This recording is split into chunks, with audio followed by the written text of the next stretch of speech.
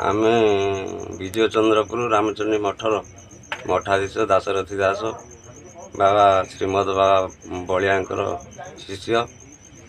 आम ये जगार आसिक 30 वर्ष है रही मठे आज विवाद सृष्टि कौन पाई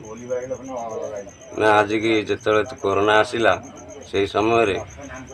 आम ग्रामवासी आमको डाकिक नेले आमको कहले आम मठर किसी उन्नति कार्यक्रम करूँ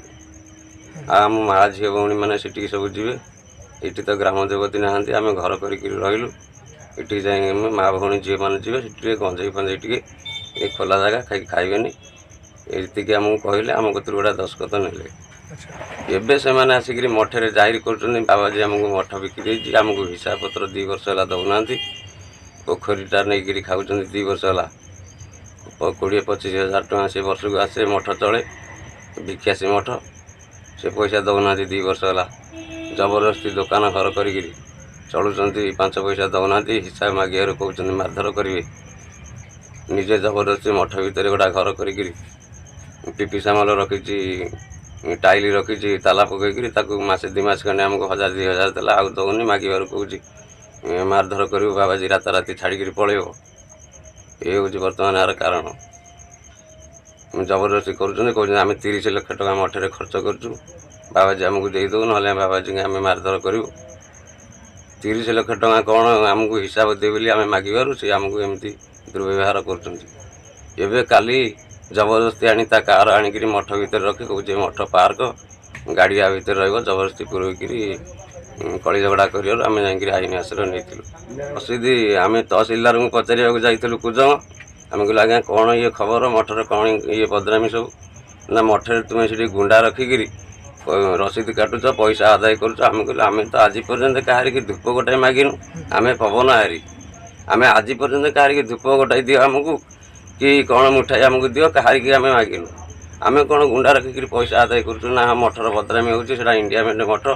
तुम्हें से गुंडा रखिक पैसा आदाय कर आसी बुझिलु लोक मैंने लक्ष लक्ष टका 1000-1000 टका दौरान मैंने रसीद काटिक मठ ना खाऊँ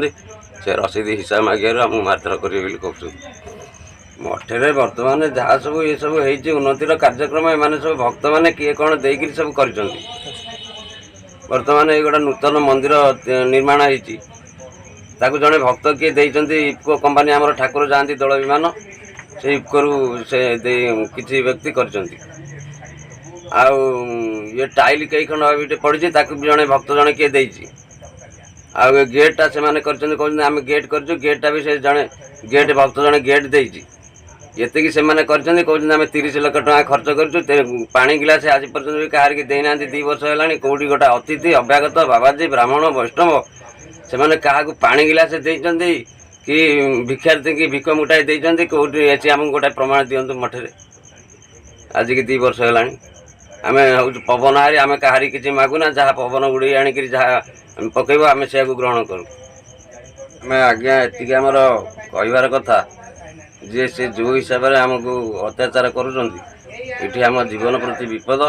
तेणु आम पाखे बर्तमान आमर शिष्य मैंने भक्त मान कौन विपद पड़े कि आम उपर कौन विपद आसे सी जी धमक देते मारे ये